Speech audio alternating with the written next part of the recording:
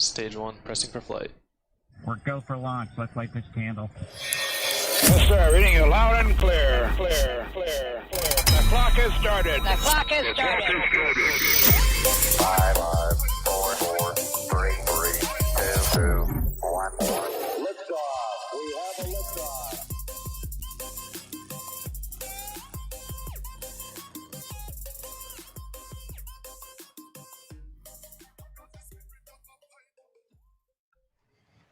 Welcome to Pressing for Flight, live from the Space Coast, where the schedule never holds. I'm your host, Stephen Marr. As you can see, I'm coming to you live from the press site, where we are awaiting Delta 4 Heavy's newest scrub. Don't say the S word. It's already happened. The only reason we have a show tonight is because tonight's attempt got scrubbed. Yep. With me tonight, we have Matt, Mr. Cutshaw. What up, y'all? We have Matt, Mr. Jordan. What's up? We have Stephen, Mr. Kegel. I used to be second, but I must have went down. And we have Bekah, Mr. Penland.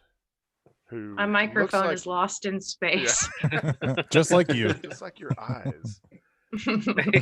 They're gone. And what better guest to have than someone from the podcast we're sort of ripping off by switching to Zoom. He's a photographer for Space Explored, Space Geek, Hurricane Refugee, and honorary Space Coast local for now, Mr. Daryl Sausse. Hey, what's happening, everybody? I'm happy to be here finally. Big fan of the show, have been for a long time. Yeah. Everybody knows me. I'm always the one basically hogging chat. Yeah, I never shut up in chat. Always, I need to. Always in chat. So he actually gets to comment live. Like, he doesn't have to wait on that 5-10 second delay. Let's see. I should probably look at chat. Okay. All right. Kyle said that I panicked him for a second when I said I was at the press site. I'm not at the press site, folks. This is a virtual background. Can you believe it? This is a virtual background. It looks so real. It's not real. I am not in the Millennium Falcon either. It's so not real. Can you believe it? All right. Well, hey, I wanted to bring Daryl on just because he's a good friend of ours and maybe promote some of the stuff that he's been working on. But first, I did want to cover some hard-hitting news. Of course, we had our booster return last Friday, which is, well, it was kind of like half the reason we started early, but the other half was because of Harry.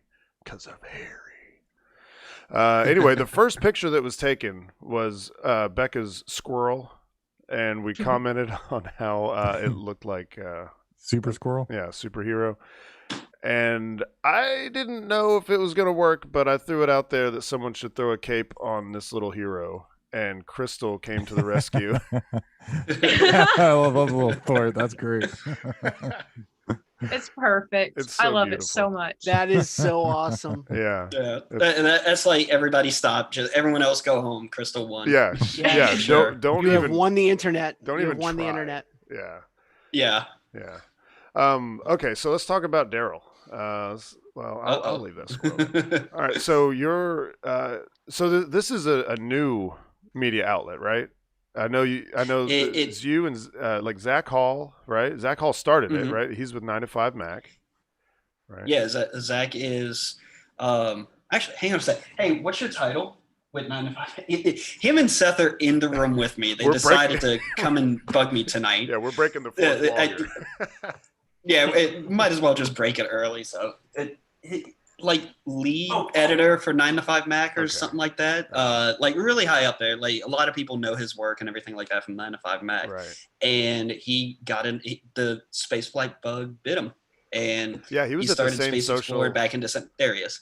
Yeah, I met him at the social. Yeah. Yeah, he was at the Now same. y'all get to meet him again. Yeah, CRS 19. There's a delay. Oh no! Oh, there is. There's a big delay. I was told that they were not going to do this until at least the end of It's the like show. yesterday. I can't hear you.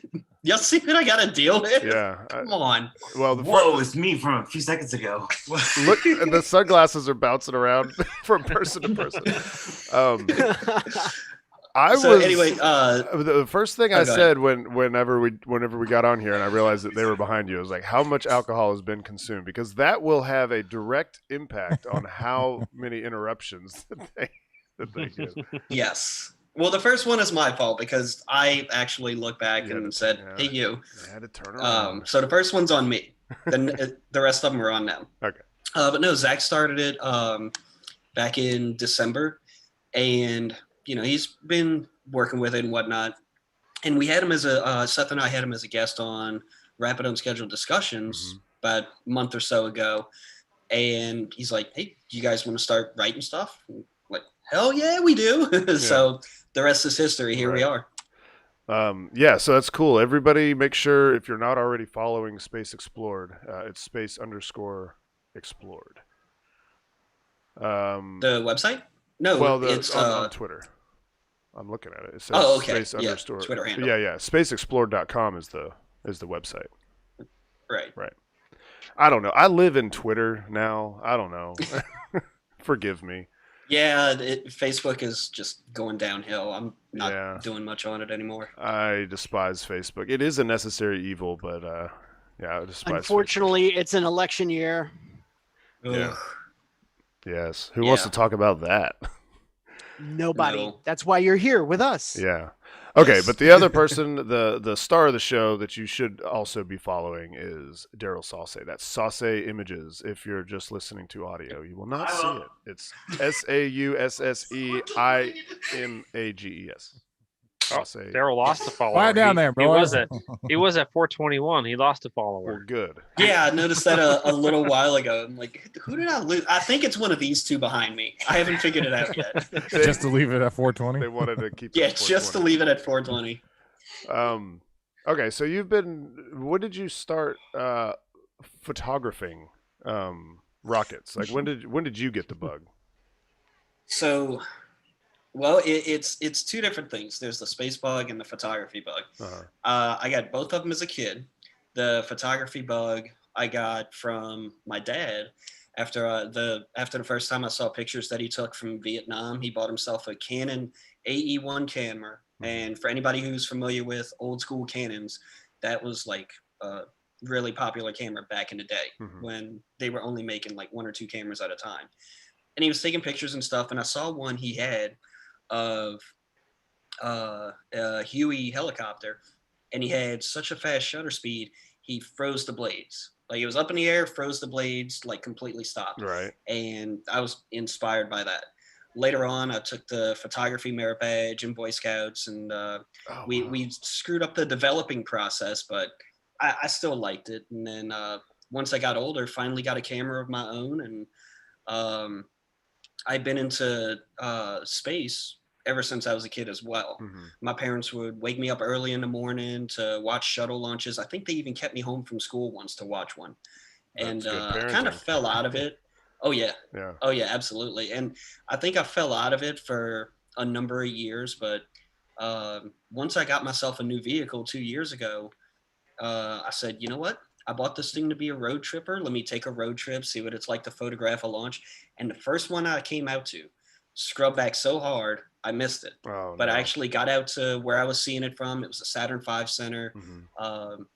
So I saw it on the pad. What was the launch? And like, I got some pictures. When are we talking? It was December of 2018, SpaceX's GPS launch. Okay. The one that was the day where like 4 worldwide launches scrubbed out of 5, or some kind of crazy number like that. I think we need to learn that anytime that it's like we're going to have 4 launches in one day or 3 launches in 1 week, just it ain't going to happen. I mean, to be fair, we are still going to be within the window. I mean, you don't have to, just because Sunday happens doesn't mean that it's not going to be within a week, Like if Delta 4 goes off tomorrow night, and then you get Salcom and Starlink, it'll still be neat, It'll be interesting to see, what they can support, what the range can support. So you missed the first one. So man, that has to be. I missed the first one. I was hooked though. Yeah. It reintroduced me to space, you know, seeing Atlantis for the first time and everything like that. It was not the first shuttle I'd seen though. I saw Discovery after I photographed the eclipse back in 2017. Oh yeah. I saw it in a little town called Sweetwater, Tennessee. What? I know right where that is. Yeah, we're from there you go. We're from Maryville, Tennessee, which is not too far. Yeah. Okay, so there's a Walmart there. We were about to sit in that parking lot. They're like, no, nobody can stay here. Or if you do, you can't set up anything like that. So me and my friends were like, well, screw this. Let's go find another spot. We were originally going to go to a junkyard because that's where the exact center line of totality was going to be. That's where you want to be. But I was thinking about it. I'm like, I don't want to see an eclipse from a junkyard. That just kind of messes with it a little bit. I'd be okay with it because what is it? I wonder do you know what the difference is between, like, say you're close to the edge of the line versus the center? Is it like a minute's worth of a difference? You know, because on the center line you get more. Yeah, you get more, but for something where you've only got 2 minutes of shooting, you want as much time as you can get. Absolutely. Like as many seconds as you can get. So I ended up sacrificing a little bit of that. I was the guy planning it out for me and all my friends.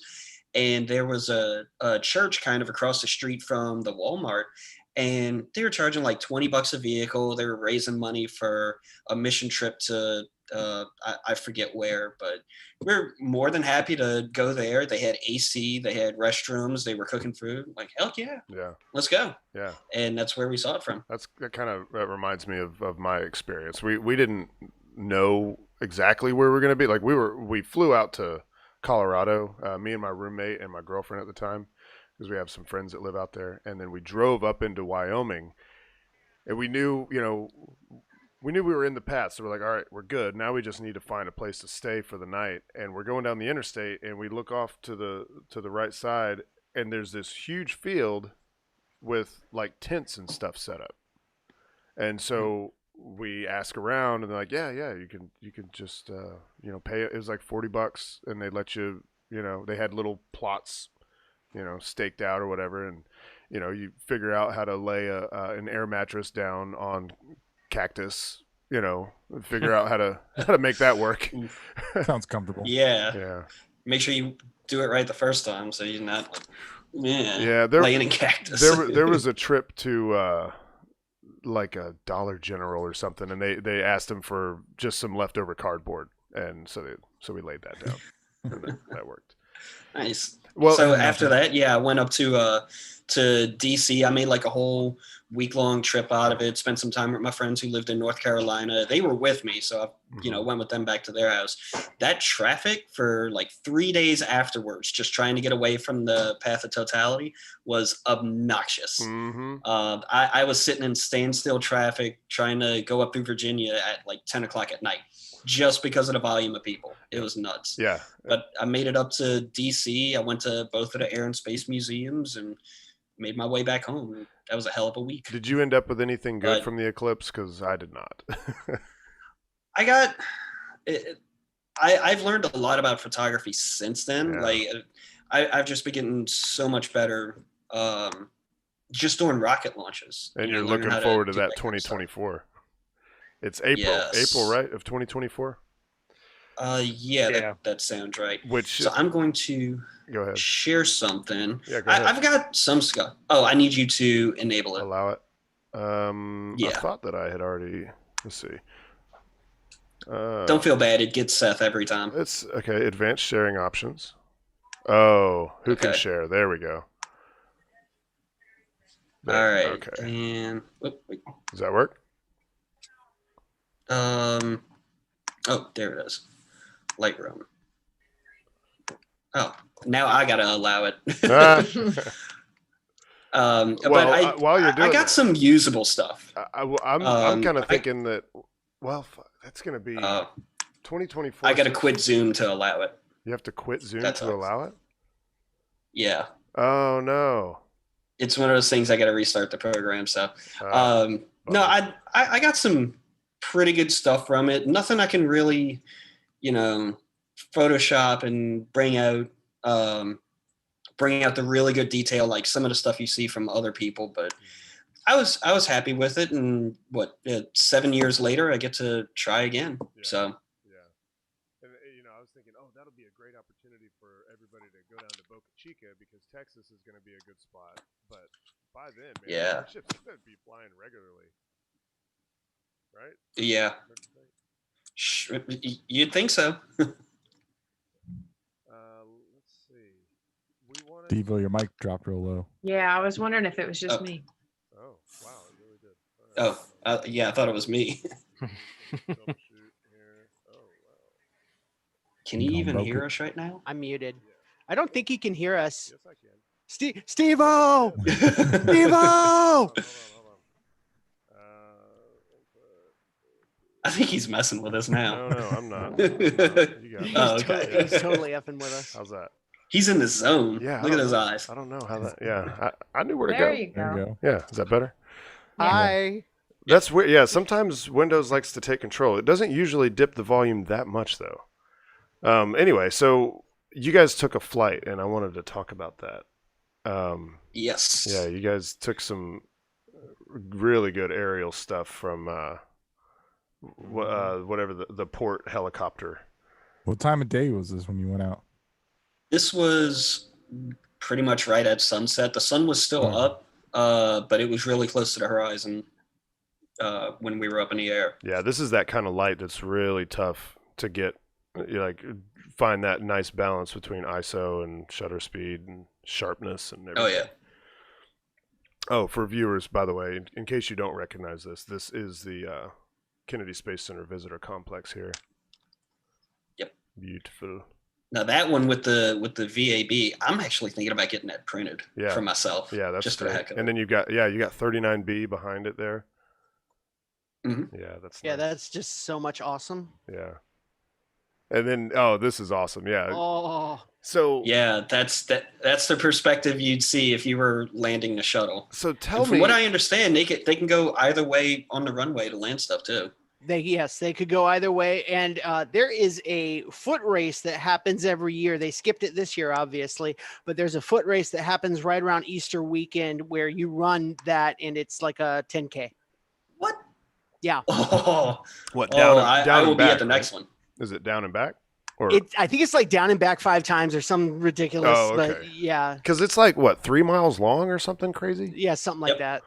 Yeah, 3 miles. Okay, so tell me about this tour, because I've taken the really short, the 3-minute ones. I've taken the 6-minute one, maybe a 10-minute one, but like this looks like you guys were flying over KSC property. We kind of sort of were. So before the flight, he was able to show us where he couldn't go.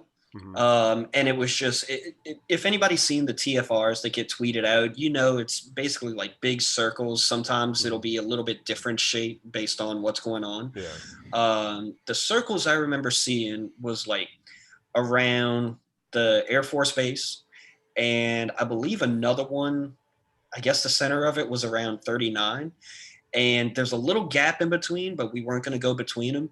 So one of the destination he set, and he set it on the little controls in the helicopter too, was for the shuttle landing facility. This picture doesn't convey what exactly we did, but as we flew up to it, he basically took us down low and took us down the runway, and those 4 lights off to the side, they're like actually active. So as he like lowered his altitude and went side to side of the center line, the lights would change to show him that. So they're like automatic, and they're tracking you and whatnot. So we got, I think, pretty much to the end of it, and then he pulls up and banks over hard, scares the crap out of us, and comes back because we flew with the doors off. I noticed. And yeah. We're gonna. Now, what Yeah. order look at the is that video here in a over on second. the right-hand side? Oh, Wait, do what? It looks like an orbiter over on the right-hand side. Yeah. What is that? It is. It's one of the mock-ups, right? Yeah, inspiration. Awesome. That's one of the mock-ups. Yeah, inspiration. It was, to my knowledge, it was a training vehicle. Then it became like a little theater or something like that. Like they would bring kids in or something like that. Yeah. And then I rode that in 2nd grade. Okay, I remember. It was like a kind of like a half a ride or something. There was like Nah, it wasn't a ride, but it had like the mock-up up front. You can walk through that, and then it had a little theater. Right. Like And that. then after that, I heard on a bus tour as I was going to the Saturn V Center one day, they detoured onto the runway and then came back and were like, "Oh, this is cool." And then 30 seconds later, it's like, "All right, it's the same. I'm over it." But the guy in the bus said it became somebody's office. I don't know how true that is, but it sounds cool, so I'm sticking with it. Well, it's not. It's not an office. Our company supplies internet to it, and they're refurbishing it, and eventually they want to make it mobile. I guess put it on a barge, float it around for educational purposes, dock at places, and then kids can come on and do whatever. But well, I hope that comes to New Orleans, to the Michi, because we have, the Michi assembly facility there. That's where the external tank was built. Like the big giant orange tank, you can't miss it when you look at the shuttle stack. There you go. Yes, that. Let's see, and you got some other good stuff. There's another shot of the VAB. Yep, that's this one's a little crisper. I think it doesn't have 39B in the background, but right. I prefer the other one only because it has the flag and the logo, but to each his own. Yeah, that's true. Well, this one you get to see the X-37B facility right there too. Yep. Oh. That's this building right below there. And I did an interview in the building next door to that, or on the other side there. This one right here? I can't see your mouse. Oh, you can't? Oh, that's a shame. Wasn't the... I can. You were just in the wrong spot. It's on the right-hand side there, that like taller structure there. Yeah. Next to the VAB, taller structure, right-hand side. That's like an office building on the other side of that I was in. Oh, interesting. And then, of course, the Delta IV Heavy that we're waiting on. Yeah, that was the whole reason we basically went up, was to try and get a picture of that. That one is actually the worst quality out of all of these I put up. Once I get home, I'm go through them a little better, see if I can find a little bit better version of that. And then, of course, just read the instructions and the twins. Mm-hmm. Is that electrical tape on the deck? I just noticed that. Right here? that looks like a giant strip of electrical tape. Rolls of electrical tape. No, that deck is actually made out of something called MIP. Is that the radar reflectant stuff? It's a mix-in-place paint that's basically rubberized. Oh. Yeah. For grip? Oh, so that's why sometimes you see the booster bounce, because it's basically like the deck is made of flubber. It's made of they painted Flex Seal all over it. Yeah. Wait, which one was it that got the hole in it back in the day? Your audio went down again. Which one? That one. Again? Yeah, your audio is like crapping out on us, but I was gonna say, and it's got non-skid on the top, so like that's what it is some of the non-skid got damaged and they just replaced it. That's what that black stuff is. But it is fun to think of it as electrical tape. I'm sorry to ruin the illusion. No, it really does look like it. Like a giant roll of E-tape. There we go. Yeah, that's there you go. Just don't back away from the mic. I don't think that's usually what does it. I'm looking at my. Oh, really? Like it's trying to adjust because I've backed away or something? I would assume so. I've noticed it happens every time you back away. Okay, don't back away. Eat the mic. Eat it. Of course, shortly after this. Oh wait, no, you took this last night, and the girls left this afternoon. Yeah, they left today. Let's just say today. Yeah, today sometime. Yeah. On Go Searcher. Yeah. I got one more of course I still love you. That's in the next tweet. Because Twitter only allows 4 pictures per tweet. Right, and they don't allow you to choose how your crop looks. Nope. Can't do that. Nope. Yeah, so the X's on both have worn away, and it doesn't look like they're repainting it. No. It's like, why bother? Yeah. At this point, yeah. Like they're gonna be covering up, like this whole left side here is gonna need that non-skid replaced eventually. Mm-hmm. Yeah. What I am disappointed about is on just read the instructions. I noticed it when I was chasing it in Louisiana last year when it was getting repaired. Mm-hmm. The shark teeth that they had on the front of the barge, they're gone now. Yeah, no, that's disappointing. That's a shame. It's only a matter of time before where it says just read the instructions or of course I still love you, then that's going to go away too. Yeah. Seth does not look very happy in this video. This was a fun ride. it was kind of scary too, because like I said, I've never ridden doors off before. It's fun. On a helicopter, and it's small too. Yeah. It's one of those really, really tiny helicopters. If you ever driven into the port, I know all of y'all have. Y'all seen it. It's tiny. Yeah, it's and, definitely cramped inside there. It's so cool when he first lifts off. Like, it's like you're dangling from a string. You know? Yeah. It's like all stability is lost, and then he just like starts whipping. I love it, man. I love it when he banks, man.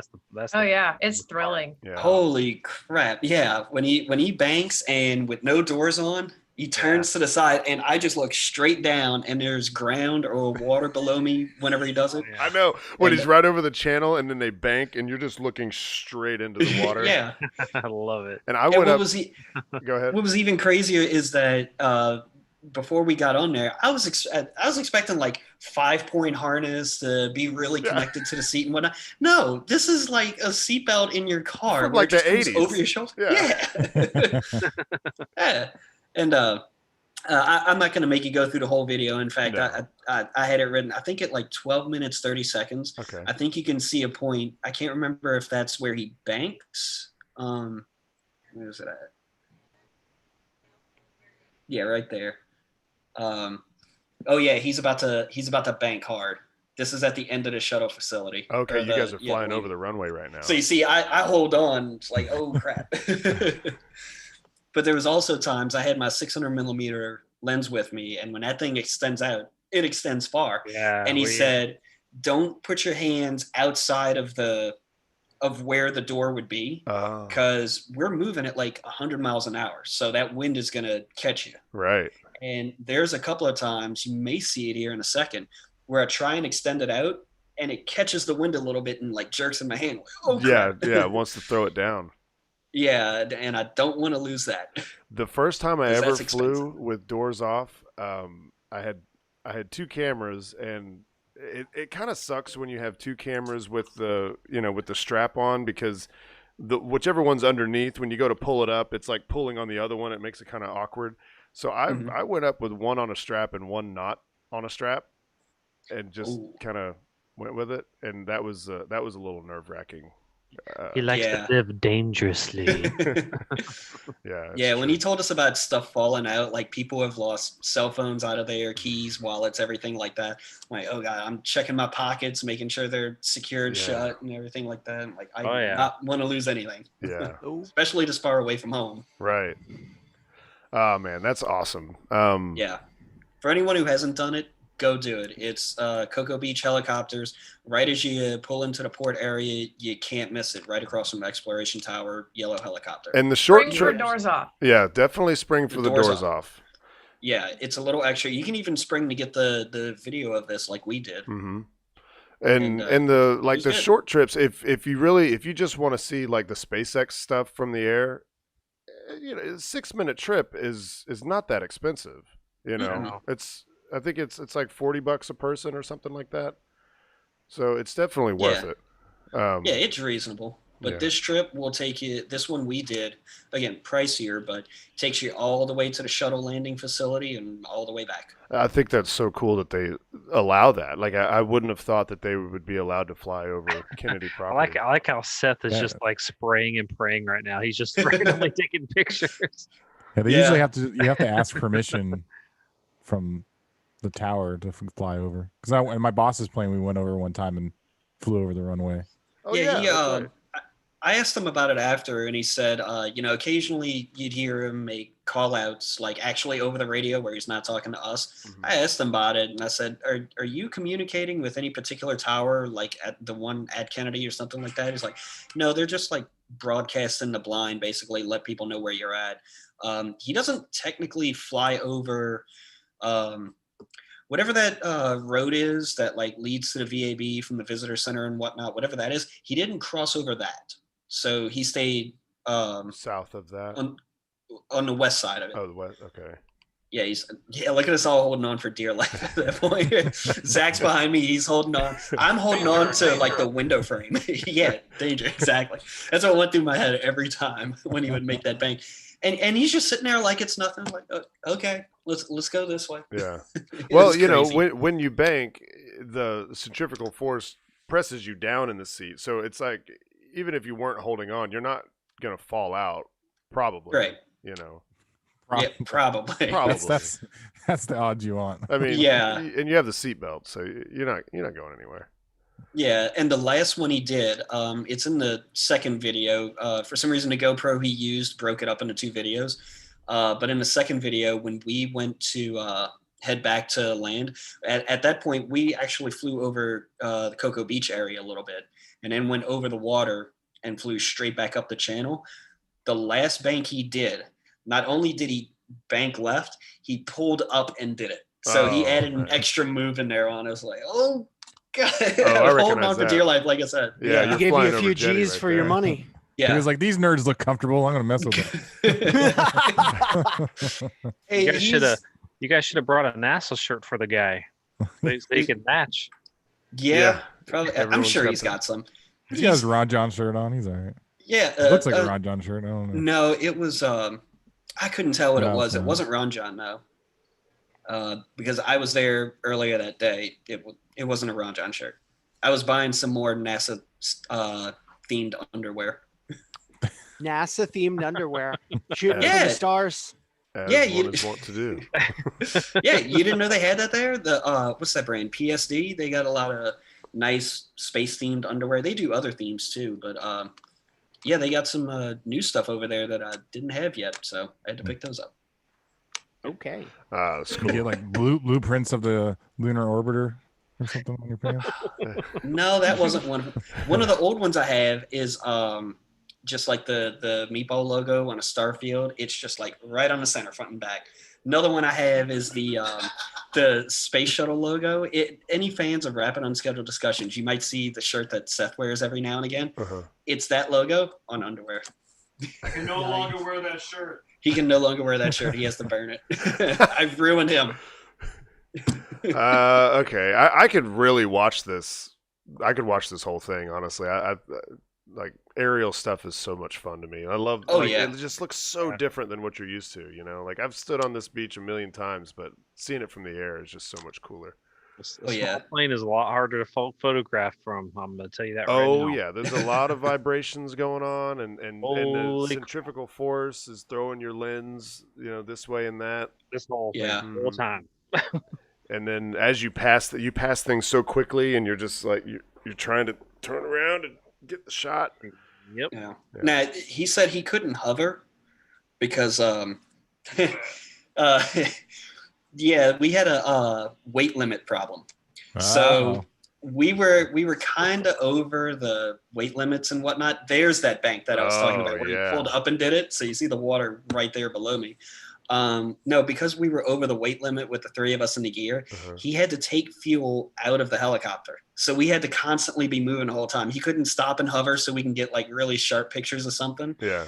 Yeah, we had to keep moving. So that's we adjusted our settings accordingly. And But we got good stuff. Apparently, it's difficult to hover in this particular helicopter anyway, because I did do a flight for a launch one time, and so we just wanted to go up and hover, but the pilot was telling us like, this helicopter is not great for hovering, so I am going to be moving. Like she was basically just like moving it, like doing like a tilt, kind of like this, like the whole time. Not that exaggerated, but she was just like, it's you're going to feel me just kind of shifting the helicopter around just for whatever reason. Maybe it's too light, it gets blown by the wind too easy. I don't know why, but she was like, That's probably something like that because it's a small helicopter.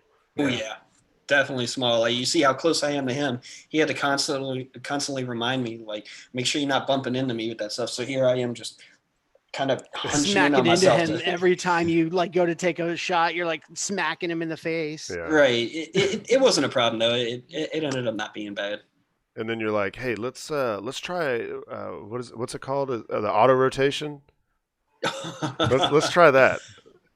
where you let the natural forces just like rotate you around. Where you, like if your engine goes out and then you just fall and then the air starts your rotor spinning, and then right at the last second you flip the angle of the blades so that actually gives you lift, but just using the momentum. But the rotors will stop fairly quickly, so you have to do it just the right time. But it's like an emergency maneuver that you do if your engines ever go out on a helicopter. Ooh, You also need some altitude because you need to be falling, and the air needs to be able to get the rotor spinning, and then you flip the blades, and it gives you a little bit of lift right before you hit the ground. And apparently, like I think that like any helicopter pilot has to have done that. Like they have. Yeah, to that's know. one of the Sure, that's- emergency yeah. bailout procedures you need to have memorized and have done several times before you can get your license. I'm You can, assuming. you can hang out at the Titusville Tyco Airport because there's a helicopter school and watch them do it once in a while. Oh yeah. It seems Yeah. like it would just you be never know when they really do it, hard man. on the helicopter, like on the structure of the helicopter. Like if you don't do it just right, it's kind of like teaching somebody how to drive a clutch. You don't want to do it on your nice car. yeah. All right, let's talk hurricanes because Yes. the reason that you are down here right now is because there was a massive. Sorry, Mr. Sauce. Can we get a selfie here? Okay. Over here. There we go. Thanks, man. I Uh, appreciate it. How's it going? Wow. It's a celebrity. Yeah. Yeah. I was gonna stop. sharing So it, but- hurricanes. yeah. What you got? Well, I mean, yeah. When they were I knew Daryl only when they had were 400 approaching the names. screen, I should have stopped so we could actually see them a little better. But they're topping off their drinks, aren't they? Yes, they are. They're being good so far. So. Yeah, they're being. Got good. 20 more minutes to get right out of here. Oh man. So hurricanes. You said the reason I'm here is because of a hurricane. Yeah. Actually, no. No. I am here for the launches. I almost didn't come because of the hurricanes. I almost had to stay for them, which, all of us being Florida or Gulf Coast residents or whatever, it's counterintuitive, Yeah. right? But I've got family there that I have to take care of. Right. So if it was coming our way and possible evacuation, or if it was just going to be bad, I would have had to stick around and take care of my parents. As far as Marco ended up being nothing. Like the eye wall was what you can call the eye. That was maybe about 100, 150 miles away from me. Okay. Clear sunny day. Like it was nothing. Laura, on the other hand, I had to check in with one of my brothers who's a weatherman in the Air Force. And I asked him, I said, look, is Laura going to affect us at all at mom and dad's house? He's like, nah, you're fine. Go ahead to Florida. So here I am. Oh, okay. See, yeah, I had it totally backwards. I thought that it was like you made the decision based on the fact that it was coming there. No, it was the other way around. But because of those storms, I had to give up my press site access. Oh. Finally, he says thank you. All right. You're welcome, Seth. So where, I don't know exactly where you live or anything, but where are you in relation? Like you can see this. Are you like at the tip of the boot, or Not at the tip of the boot. So you see that that lake right there, the big circle, like right there. I live right on the south side of that. That's Lake Pontchartrain. Okay.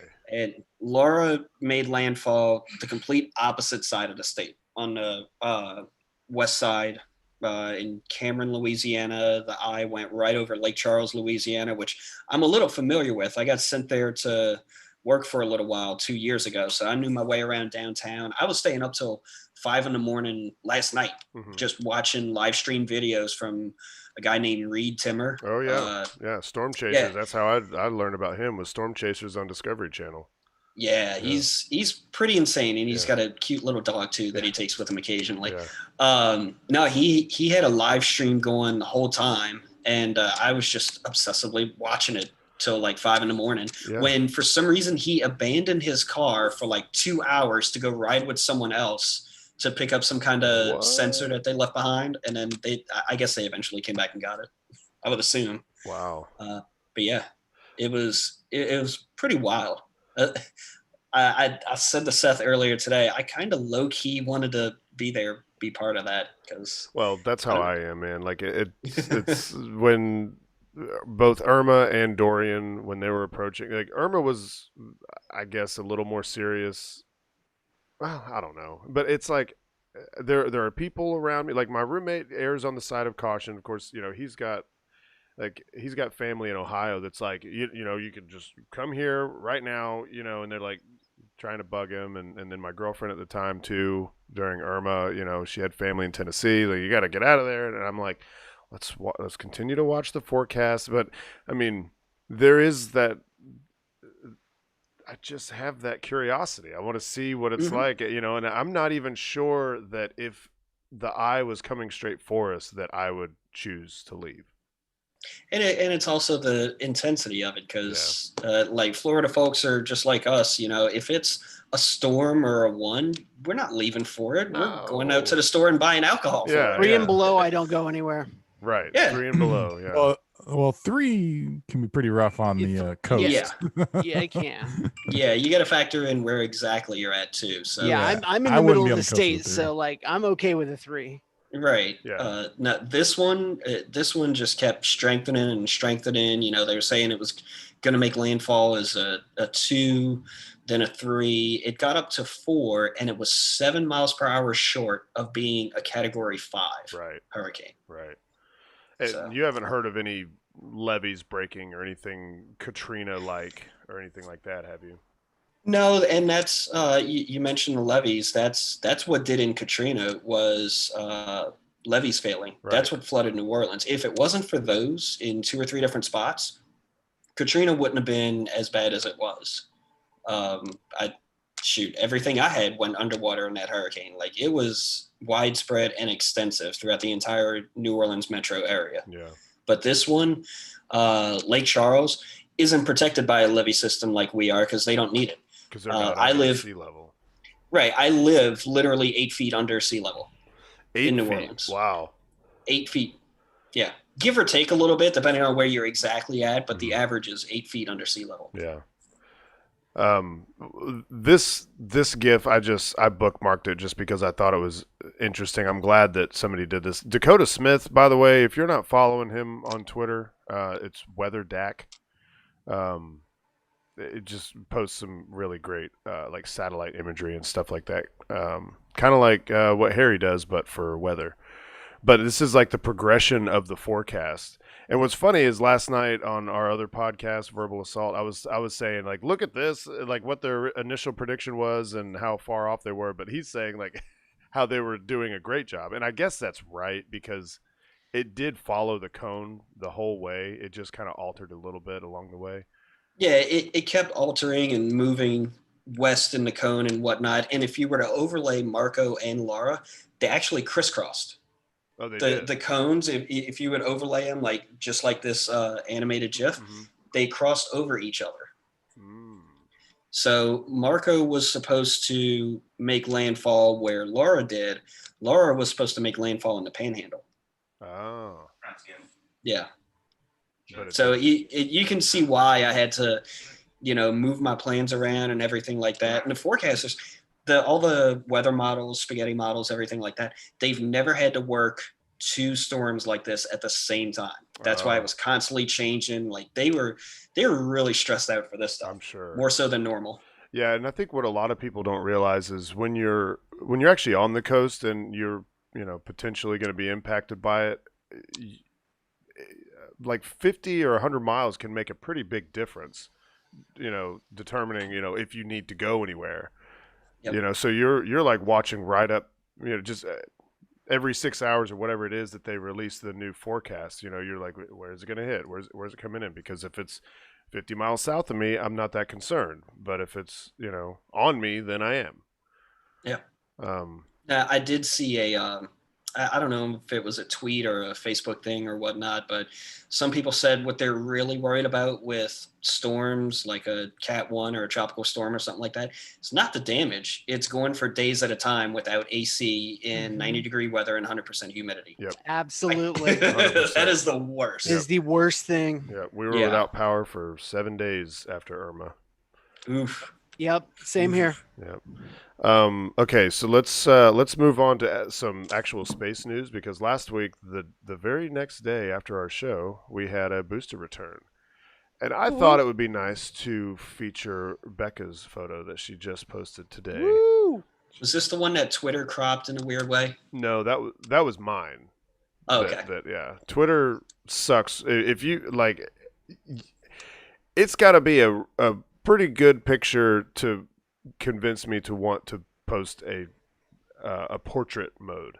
And, unless I have two others to go with it, because if you have two others, then you can go a portrait mode and then two Portrait with landscapes. two landscapes, or two portraits, because Twitter sucks when it comes to cropping. But Bekah has Lightroom now.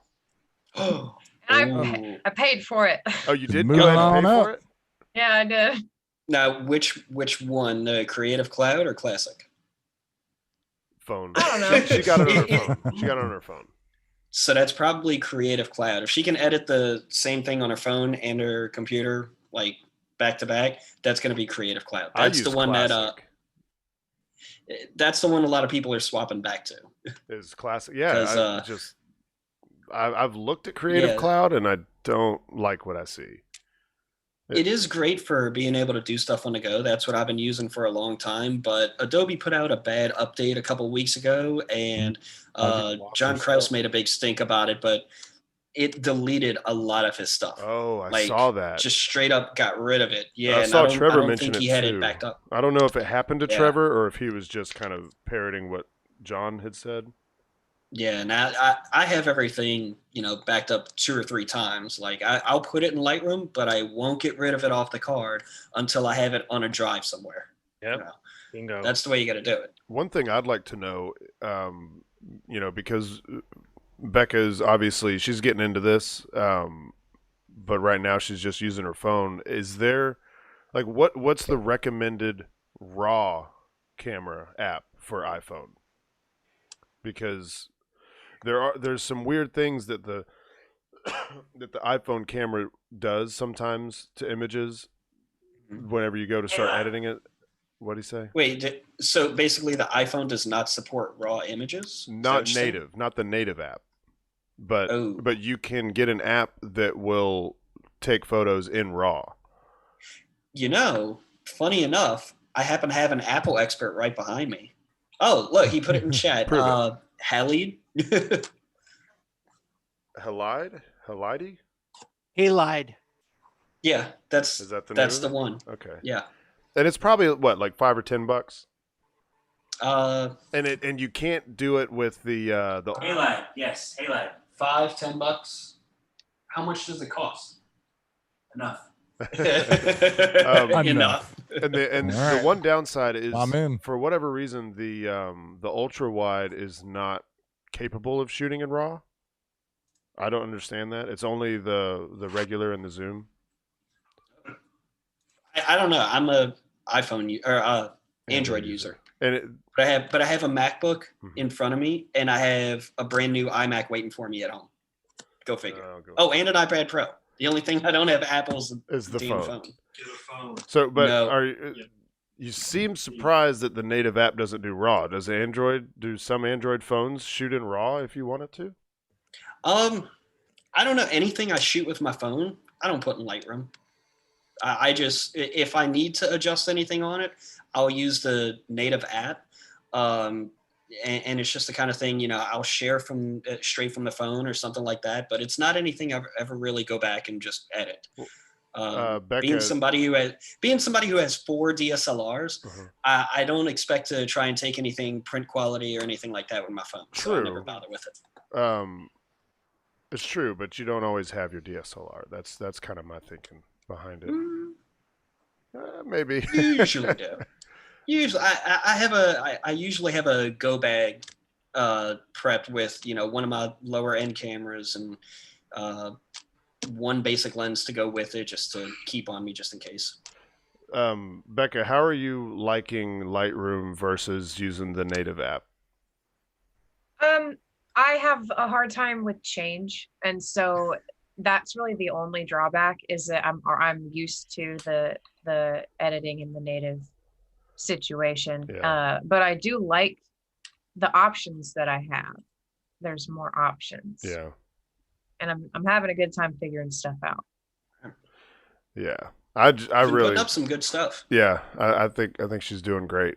I think it, Oh, yeah. it won't be long. She'll probably get a DSLR, but I think for the time being, this is it's pretty. Hasn't good. that come up before that Becca's gonna get like a camera? I mean, you've been using that Samsung or no? Getting a feel for it still. It's that afraid of change thing. I gave her a real good deal on a little Samsung. Was it NX 1000? I think it's what it is. It's white. It doesn't That's all I have know. and it doesn't Mirrorless. it doesn't even have a viewfinder.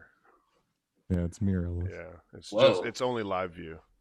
It's a point and shoot, although you can change the lenses, so I guess it's technically a DSLR.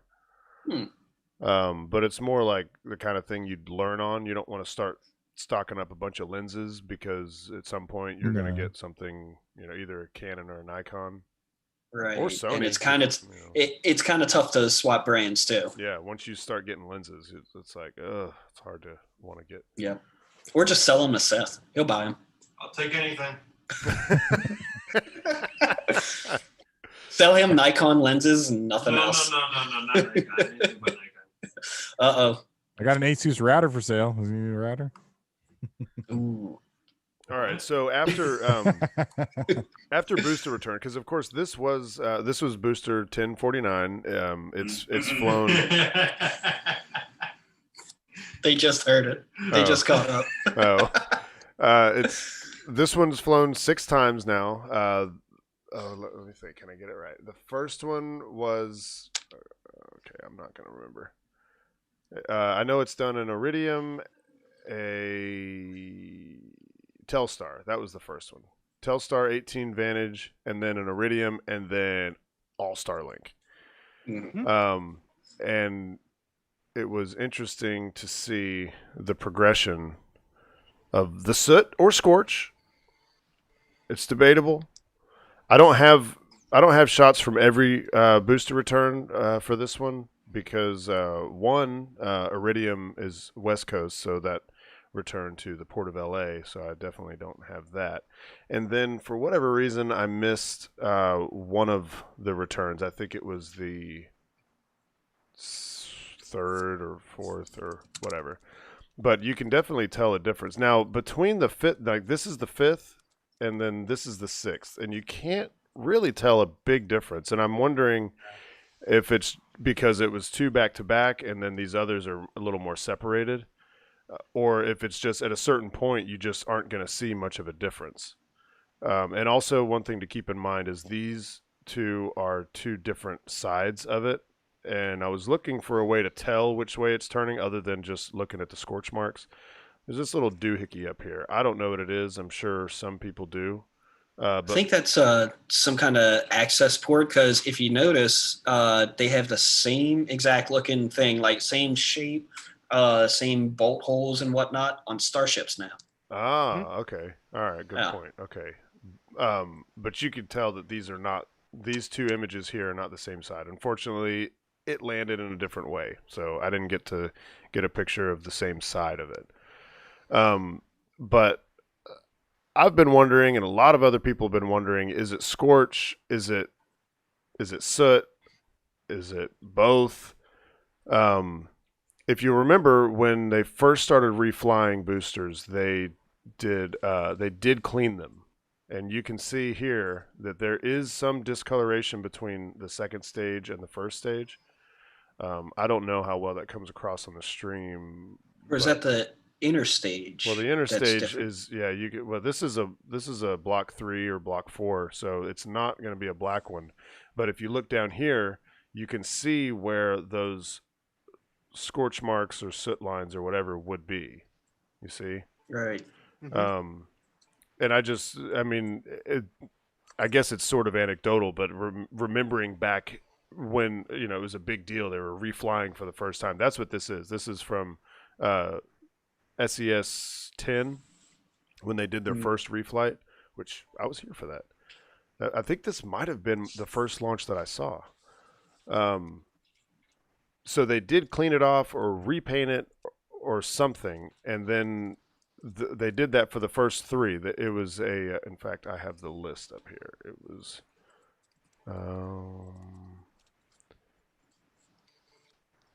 full plus, where was it? It's got all the original shuttle hardware there. Yeah, I know. Isn't that nuts?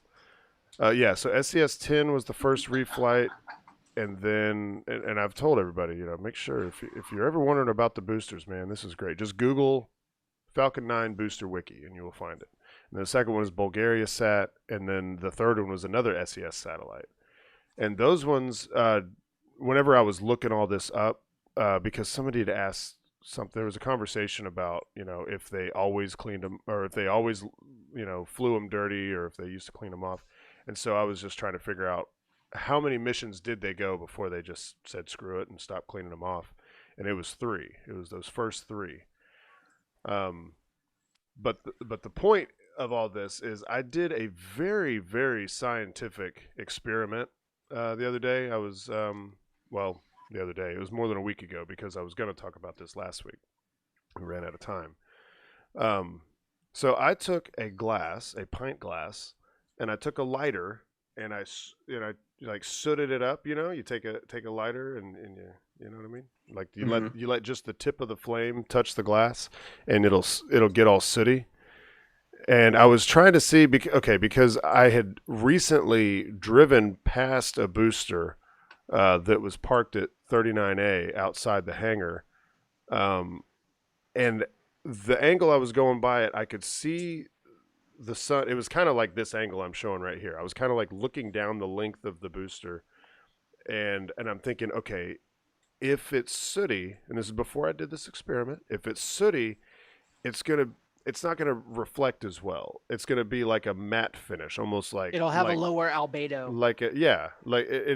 But I was thinking it's gonna be almost like a velvety kind of thing.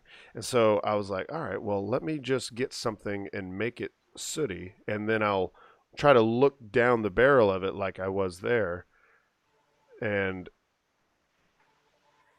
as you can see, you can still make out detail. It's not as bright, obviously, but you can make out that detail. So then I basically convinced myself, okay, it's all just soot. Well, we had an interesting opportunity the other day. Matt, do you want to tell this very exciting thing that happened the other day? All I will say we is have that no pictures, so I don't think we're no pictures. I don't think we're going. We're not telling tales out of school, but tell no pictures. You're not allowed to take any pictures when you're on base. But Jim was laughing at me pretty hardcore as to how hardcore I was geeking out over the booster going right by us. So after we got done laying remotes for the Delta IV Heavy over at 34, the media all got in their cars and we're all leaving out. Now, I had already known that booster was going to come in. I already knew it because when we were out there getting ready to go into the base, the cap was actually coming in. That's as right. Soon as I saw the cap, soon as I saw that cap coming in, it's I huge. knew it's so huge, big, man. Like the big square frame with the round piece in the middle. That cap? Yeah, the thing where the lines come down and they attach to the tip of the legs. They lift the legs up. Yeah, I forgot about that. We're sitting there in line, and then all of a sudden here comes this flatbed trailer, and it's got the cap on it. I guess. You know why? Because they were moving it. I bet for the land landing that's coming up. Yep. So as soon as I saw that, I knew that they were going to be moving the booster into base. So I didn't know if we were going to be able to see it or not. I don't know if they're going to do it before we went out. I don't know, but I knew it. Intuition. I just knew that it was going to be. I just had a feeling that it was going to be coming in. Mm-hmm. So we had gotten our cars and media was heading out. All of a sudden, everybody stops. I'm like, what the heck is going on? And I kind of pulling off the road and everything. And pulling off the road. As soon as I saw the car in front of me, kind of veer off to the side. Bam. Yep. There's 49.6, and I'm just like, yeah. Jim parked right next to me, and I'm just geeking out so hardcore, and he's just cracking up at me because I'm like, oh. And he's just cracking up at how hardcore I'm geeking. But I did notice when it was going by, everybody thinks that his decals. Michael Caine actually pointed it out that is actually the SpaceX logo is actually indented in to the actual booster. That's interesting. Oh. I didn't notice. No, it's not painted. No, it's because you could see because the angle that it was coming at us, you could actually see the indentation of the actual logo. Well, it still have to be either painted or a decal, right? I mean, because it's blue. It looked like it was the logo was stamped into the booster. Like I could see how they would do that, because if you stamp it in just slightly and then put the blue paint in, it's less likely to get like super sooty. Exactly. Yeah. So the logo will still stand out. Well, Right. they can just keep flying it till it's black and then just repaint the logo white. Yeah. Work smarter, not harder. Don't There you repaint go. the whole thing. But That's you don't good. you don't even have to paint it white. You just go make clean marks where the logo should be. You just There like you rub go. it off with your Yeah. finger. Yeah. Now Yeah. is that why that painting process, is that why it sometimes has like a metallic look to it? Like I've noticed sometimes when people zoom in on the flag and the Falcon logo, Mhm. it's got a slightly metallic look to it. And I think it looks great. Yeah, could Yeah. be because it's indented in. And they didn't start doing that until the block 5, like the final block. This is the final product. This is what we want to sell. This is the one we're going to do that process to. Before that, it was just like a poly decal almost. Yeah. So the clean spots on the booster, I think I know the answer. I just haven't run this by anybody before, so I want to ask. But the clean spots on the booster where it makes like a straight vertical and good lord, where it makes like a straight vertical and horizontal lines around it. That's from the transporter that they lay it in, right? That's where it's actually making contact on a transporter. Maybe. Okay, I figured that. Maybe. No, it's either I was that thinking or it was it's inspection. Exactly. Bam. Yeah. I was just about to say that. That's because they have to inspect the welds to make sure that it's flight worthy for the next round. Right. Yeah, that was my other thought. If it's going to fail at those points. So that makes sense that they would clean those to see if there's a crack or anything like that. You know what I mean? So that makes perfect sense. And if that's the case, they're probably using like a X-ray inspection or something like that. And one of the things I did notice, though, I didn't notice the imprint thing, but what I did notice, come on, get out of there. That was still I need freaking to switch awesome. tabs here. That was so cool. Guy, you're so lucky. Yeah. See, it was like gang storms. It was like this section here, or maybe it was down. Actually, I think it was down here. This section here was like, it did kind of look like there was something caked on so much that you could not see a reflection, right? Yeah. Like up in this area, like, you know, you could see, you know, like with my little crappy example here, you could see reflection through whatever it was, whether it's soot or if it's scorch. But in this area, it was almost like charcoal had been smeared on it and stuck to it, right? Oh, it was extra crispy. Yeah. Yeah, exactly. And I'm just wondering if it's because that's the first that comes in through the atmosphere. So that's taking the blunt of the force of reentry. Now, I don't know. It's such a clean separation between the two. That's because up here you have your liquid oxygen, which is cold and has ice formed on it, right? And down here you have RP1, which is probably cold, but it's not nearly as cold. So the soot or scorch or whatever is able to stick to this section here. Did you include that in your experiment? No, I forgot to put the liquid oxygen in my. No, like you could freeze a glass. Yeah, right. Actually, get some dry ice. That's a good. Well, I don't want to break the glass in my hand. Well, just use one that you don't care about and wear Use an gloves. aluminum can. All right. Well, just cut the top off aluminum can.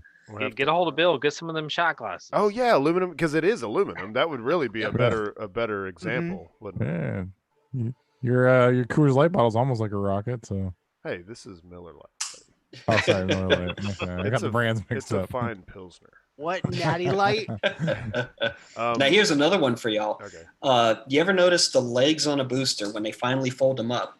They look like really white, like something was like rubbed off of them or something like that. Yeah. When they're back on the pad, they're back to being black, just like the rest of the launch vehicle. I've seen that same white pattern on them before. It seems like if it's still there, it seems like it kind of goes away a little bit from barge to pad, though.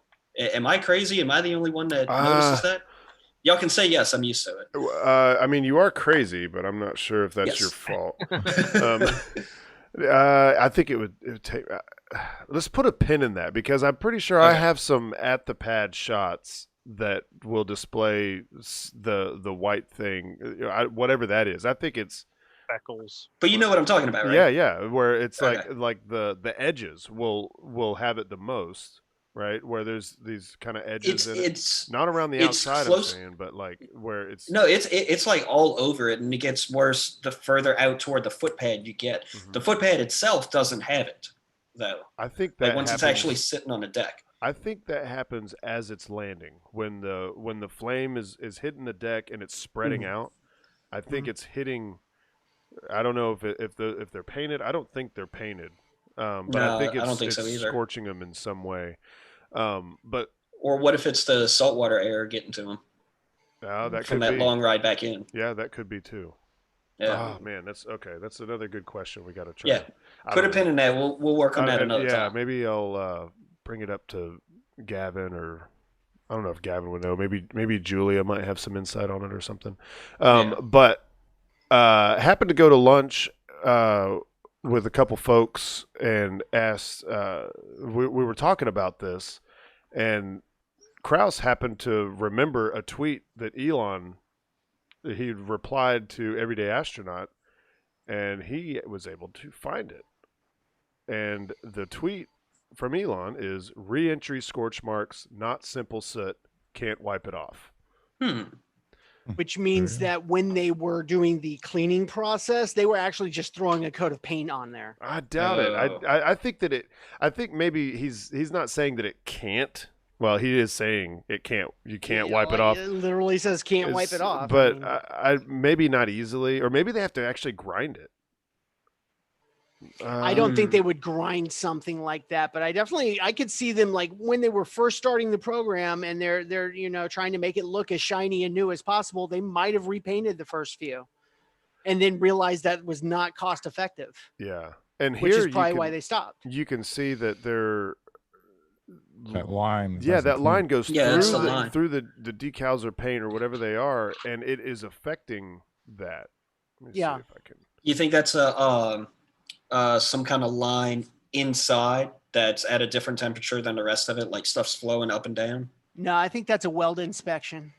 Yeah, Okay. this Yeah, it's a stir weld. these Yeah, it's show up. definitely a stir weld. These lines aren't here when they get back to port. They're definitely there once they're ready for the next flight. Right. Now, what about the squared off black sections, like toward up toward the front still? See how those are perfectly squared off? How it's to the right on the left side of that image. See how that's like perfectly squared off from the rest of it? That's another weird scorching effect I've noticed. Where are you talking about? And that's above probably or below the white line in the center. Yeah, if you notice, there's a weld on yeah. either side of the differently colored section. That's just a difference in how the metal was affected by the scorching. But why? Did you say those lines aren't there when they come back to port? They're there if they were there before the flight, but they're not. These lines don't appear during flight. Like this is something that happens. Like you can see a booster when it comes back to port, and then when you see that booster again on the pad, it's going to have these lines that weren't there when it came into port. It's like they said, that's for the weld inspection. So they probably clean it or do something. Yeah, and I'm guessing it's not easy. I mean, and actually, you can see some inconsistencies here. You know, it's not perfectly straight. You could see how the line is kind of, wobbly on the edges, and some parts aren't as clean. It might just have to be like buffed off or something like that instead of wiped off. Like use like a steel thing and just run it along the weld. Yeah, I think when he said you can't wipe it off, he's saying like on my pint glass, I could take my thumb and just wipe it off. Yeah, and then you I can have wipe that soot off. on my thumb, but on here, I think they're probably using power tools to get that off of there. Either that or like heavy duty chemical. Yeah, there you go. Yeah, some kind of solvent. Yeah, totally. All right, cool. Well, I feel like we've really gotten to the bottom of this. We've come up with some really definitive answers. We still don't know anything. Works for me. Before we close out, I wanted to make sure we talk about launch dates that will almost definitely change. In fact, one of them in here has already changed. So Tyler Gray, he's a member of the NSF team, posted the upcoming launch dates.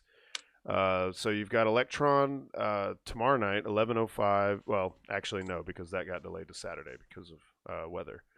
You've got Delta 4 Saturday morning, 2:04 a.m.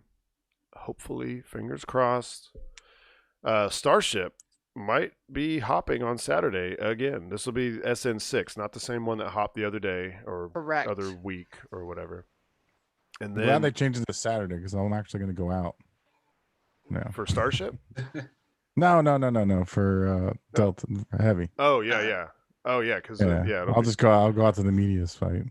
Yeah, and then you can sleep in Lucky. if you need to. And then Falcon 9, man, I'm not even sure any of these are going to hold. Falcon 9 with Salcom is on Sunday at 7:19 p.m., which what is this, the like 19th scrub or hold for them? Yeah. Something like that. Yeah, but I think that Salcom date has already changed.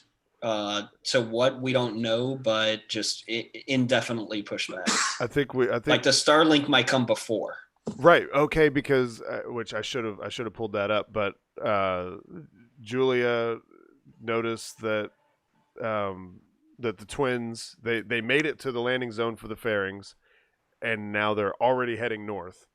Yep. So what does that tell you? Does that mean that they've swapped so that Starlink's going to be first and then Salcom second? You'll have to see if they pass up the port, then they're going for Starlink and they've swapped. Yeah, and if they come into port, then it means that both are delayed for a while.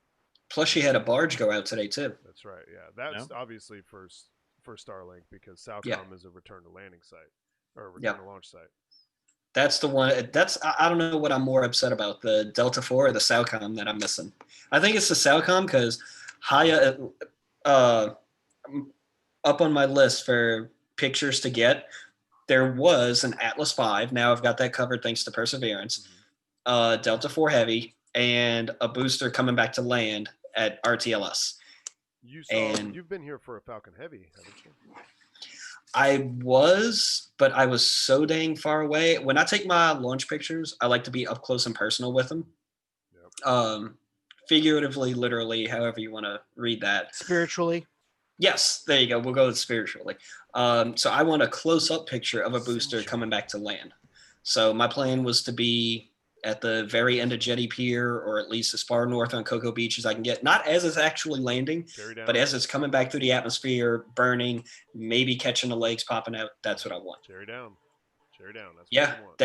That's what I was going to do for Delta 4 also. You want to do cherry down for a landing. You're a little bit further, but you can see it much further down towards the landing pad. Yeah, I think I'd be okay with cherry down. And then Astra is going to give it another attempt. Actually, I was talking to Kraus, and he's about ready to head back up there for another Astra attempt, and that will hopefully be Sunday. This segment of this segment of the show should just be, when are these launches not going to happen? Maybe in Vegas they should start doing gambling on launches. Yeah. I'm sure you can find that actually. Oh yeah. Oh, you can gamble on anything. Really? Oh yeah, I was. It's illegal in the United States, but there's a place in Washington D.C. that tracks political betting. Yeah. Are you standing up, Matt? George? Yes, I stand up, so I stay awake. Oh, stay awake. The way you move back into frame, I was like, that looks like you are walking. I have a Very desk. Oh, the one you can sit up, stand down, or whatever? Yeah, I use it for my soldering, and I found it last week, or not last week, the last time we were on the air. It worked great. So cool. Nice. It helps with the ADD. Oh, you know what? There was one more thing I wanted to talk about, and it probably won't take much time, but Bekah has watched now the first few episodes of When We Left Earth. And I meant to tell you that I was going to hit you with that, but I wanted to know like kind of what your perception is of it. Okay. So I went into it with, I made my mind a blank slate, and I pretended that everything I heard was for the first time.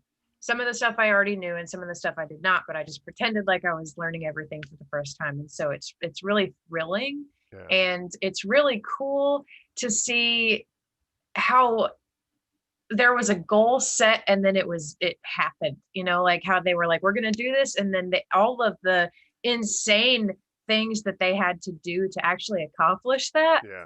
It is so cool to see to see it documented. I'm really into it. I'm glad that I'm watching it. Yeah, and especially It's a like great series. they made that goal without the knowledge of even half the things they had to figure out before they could get there.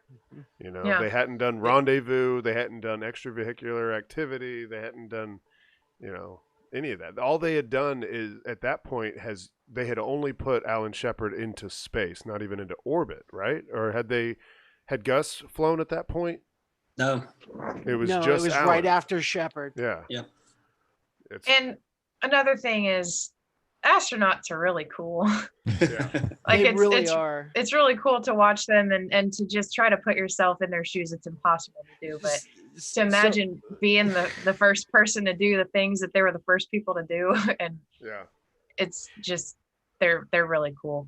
So I met this really cool guy last night at the media site. His name was Bill, and he is the curator of all the museums. And he was just throwing out all kinds of great historical facts about different stuff. And he was saying, and you guys will understand this, when you go through the gate on base, the road is kind of canted slightly. Mm-hmm. And he was and I was standing there with Kevin Swift or Kevin Quick, and he said, Kevin Swift. Okay, anyway, Kevin Quick, and he was that. like, "Yeah, I was wondering about that." And the guy's like, "Yeah, that was the astronauts actually asked for the road to be canted because they all had Corvettes." Yeah. Oh, So- that's why it's banked right there? That's why it has it's banked right there, is because the Wow. astronauts would race onto base. They would go through Mhm. the check-in together, and then they would all like race to where they needed to That go. makes sense. That is Yeah. awesome. Yeah. That But- is so And- awesome. Yeah, so that was pretty cool. Interesting thing happening tomorrow. Elon is going to be talking about Neuralink, and that's at 6:00 Eastern time. Okay. And he apparently has a working model. Yeah, some kind of Ooh. demonstration they're going to do. Yeah. But So- since we're talking about astronauts real quick, I did want to touch on this. We did find out today that we lost Jerry Carr, Yeah. which He was the a- first Skylab Skylab astronaut. Yeah. Yeah. So if it wasn't for Skylab, we would not have the International Space Station. Yep. True story. So And Skylab, if people don't know the history of Skylab, it's really interesting, even from the moment of launch. Oh, absolutely. Yeah, how the launch kind of got screwed up, Mhm. and the first crewed mission had to hurry up and get everything together and go fix Skylab Yeah. before they can actually start using Skylab. Right. I've learned a lot about it from this podcast called The Space Above Us. Mhm. Mhm. I don't know if any of y'all have heard of it. No, It's, I haven't, but that's a new the- one. Yeah, it's it's- another one to it's get done- into. It's done by a guy who works, I want to say Goddard, but I don't think that's right. But he does work for NASA, and he does this on the side. And what he does is he takes all of America's crewed missions. I still have to catch myself these days. He goes through and just does one per episode. Now, back in the Apollo and Skylab days, and I think Gemini also, he broke it up into 2 episodes per mission, but during the shuttle era, it's just 1 episode per mission, and it just takes you through who was on it, what happened. If it's the first time coming across an astronaut, he gives a little bio. Great guy. I'm reaching out to him to try and get him on Rapid Unscheduled Discussions in a few weeks. Oh man, But- good luck. I hope so. Yeah, Wow. Yeah, he's Check- up to what mission STS 48 right now is the current. yeah. Check So out his he's still got stuff. plenty to go. Yeah, he tries to keep them about half hour a piece, give or take a few minutes. So Yeah. it's really good stuff. He does his homework. There you go. It takes 2 weeks per episode, so he definitely does his homework. Great show. Check it out. And I will say that if anybody out there listening right now, if you guys have a chance to go and meet some of these older astronauts, do it. Do Yeah. it. Don't wait, because we're losing them left and right. Yeah. Oh yeah. It's I mean, we don't have hardly any more moonwalkers left, and that's on my list. I have yet to meet a moonwalker. I met Yeah. Hal Warden, you know what I mean? He flew around the moon, but I have yet to meet Neil Armstrong was the one astronaut that I really wanted to meet, and I did not ever get a chance to meet. not many people did. He he He kind of was very kept to it. private. Yeah. Yeah. On my list is Jim Lovell. Yeah. He's at the top. Yep. After that is Mike Mullane. I want to have a beer with that guy. Yeah, I want to meet Harrison Schmidt as well. You know, he's really in Buzz, even though he's he's Buzz, but Yeah. He's kind of kooky. yeah, but we're losing these guys, and these are the guys, these are the pioneers. So if you get a chance to meet some of them, if they're doing a presentation or whatever, go for it, meet them. You know what I mean? Because they're not going to be around very much longer. No. Right. Yeah, and the Skylab stuff that is in a couple of the later episodes of When We Left Earth. Harry, yeah, you're right. You need to rewatch that, and everyone that hasn't, you need to watch it. It might cost you money. I don't know. But I do. It's worth it. Yeah, I just haven't gotten around to that one yet. But I do wanna say thank you to Stephen for a recommendation a few weeks ago. What's that? For what was it, like a documentary movie-ish kind of thing about the Challenger disaster. Yeah, about the Challenger disaster and the guy who was on the board. I'm brain farting It was all of a sudden. Richard Feynman. Yeah, Feynman. Yeah. I found it on Amazon, and it stars like William Hurt, Bruce Greenwood, people like that. And then also on Amazon, right next to it, they have an actual documentary about the guy where they play clips about actually of him talking. So check out both of those if you have a chance. It's really good. Yeah. He's a very interesting guy, not just for Feynman space was stuff. super interesting guy. He didn't even want to do it, but he was the only one. He was the only one that was really trying to figure it out. Yeah, and I don't know that we would have known what happened with Challenger if not for Feynman. Yeah. So definitely check that out. That's my recommendation. For the If show. you go to if you go online and find there's an app called The Great Courses. There's actually a course that he taught that they had at least they had it 12 years ago when I was looking at. I don't know how old their thing, but they did have a course that Feynman had taught back in the day. Yeah. Okay, so that's going to be the show. Thank you, Harry, Seth, Kyle, Matthew Jordan. Who's that? I think Stephanie was in there. Yeah, everybody in there watching. We appreciate you being there. All of you, thank you very much for being here. My name. And oh god, he heard his name. I love that hat, bro. What did he go outside? Why has he got his mask around his chin? Yeah, why do you have your mask around your chin? for safety. I don't know. Oh, now he's got it on. All right, that's our show. Play us out. Shutdown sequence initiated. Shutting down. Not live anymore. Oh, is it?